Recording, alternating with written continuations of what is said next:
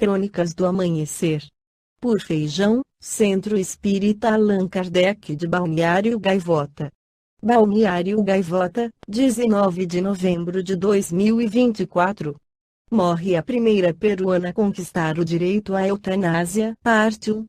No Peru, um país predominantemente católico, uma decisão judicial recente gerou grande atenção e debates em toda a América Latina. Ana Estrada, uma mulher de 47 anos que sofria de polimiosite, uma doença degenerativa rara e incurável, tornou-se a primeira pessoa no país a receber autorização judicial para realizar a eutanásia. Este evento marcou um momento histórico para os direitos individuais e autonomia sobre o próprio corpo. Quem foi Ana Estrada? Desde a sua juventude, Ana Estrada conviveu com a polimiosite, lutando contra a fraqueza muscular progressiva e as limitações crescentes que a doença lhe impunha. Seu caso ganhou proeminência em 2016, quando decidiu ir a público lutar pelo direito de escolher terminar sua vida dignamente, através da eutanásia. A sua luta não era apenas pessoal, mas também legal, enfrentando o sistema judiciário peruano para reivindicar esse direito. O que significa a vitória de Ana Estrada para a eutanásia na América Latina? A história de Ana Estrada é emblemática, especialmente por acontecer em um contexto de fortes valores religiosos e culturais que geralmente se opõem à eutanásia. A decisão do Supremo Tribunal do Peru não legalizou a eutanásia no país, mas permitiu, pela primeira vez, que o indivíduo pudesse optar pela morte assistida sem que o médico responsável enfrentasse repercussões legais. Isso abre um precedente para futuras decisões legais e um diálogo mais amplo sobre os direitos humanos e autonomia individual em face de doenças terminais. Como Ana Estrada impactou a discussão sobre a eutanásia? Ana Estrada se expressou publicamente várias vezes, trazendo notoriedade para a sua causa. Em entrevistas e em suas redes sociais, ela falou sobre a importância de viver e morrer com dignidade, mantendo a lucidez e o espírito alegre até seus últimos momentos. Seu caso se tornou um símbolo de coragem e resistência, inspirando muitos outros em situações similares e influenciando o debate público sobre o direito à morte digna. Listagem de países latino-americanos que permitem a eutanásia: Colômbia, Equador, Cuba. A história e a batalha de Ana Estrada nos lembram da complexidade das questões médicas, legais e éticas que envolvem a eutanásia. Apesar da sua partida, o legado de Estrada continua a inspirar e a desafiar as sociedades a repensarem os direitos de escolha no fim da vida, marcando um antes e um depois na história dos direitos humanos na América Latina. Na Europa, a eutanásia é praticada de forma legal na Holanda, Bélgica, Luxemburgo, Espanha e Portugal. Na Oceania, a eutanásia é permitida na Austrália e na Nova Zelândia. No Brasil, tanto o suicídio assistido como a eutanásia são considerados ilegais.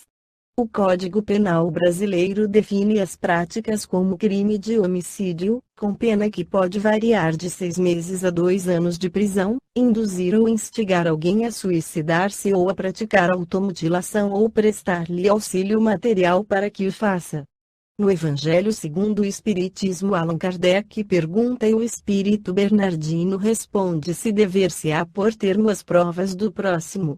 Deve alguém pôr termo às provas do seu próximo quando possa, ou deve, para respeitar os desígnios de Deus, deixar que sigam seu curso?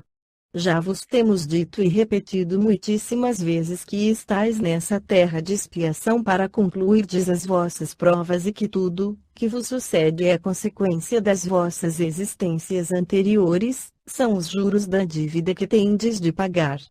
Esse pensamento, porém, provoca em certas pessoas reflexões que devem ser combatidas, devido aos funestos efeitos que poderiam determinar. Pensam alguns que, estando-se na terra para expiar, cumpre que as provas sigam seu curso. Outros há, mesmo, que vão até ao ponto de julgar que, não só nada devem fazer para as atenuar, mas que, ao contrário, devem contribuir para que elas sejam mais proveitosas, tornando-as mais vivas. Grande erro. É certo que as vossas provas têm de seguir o curso que lhes traçou Deus, dar-se-á, porém, conheçais esse curso. Sabeis até onde têm elas de ir, e se o vosso Pai misericordioso não terá dito ao sofrimento de tal ou tal dos vossos irmãos, não irás mais longe.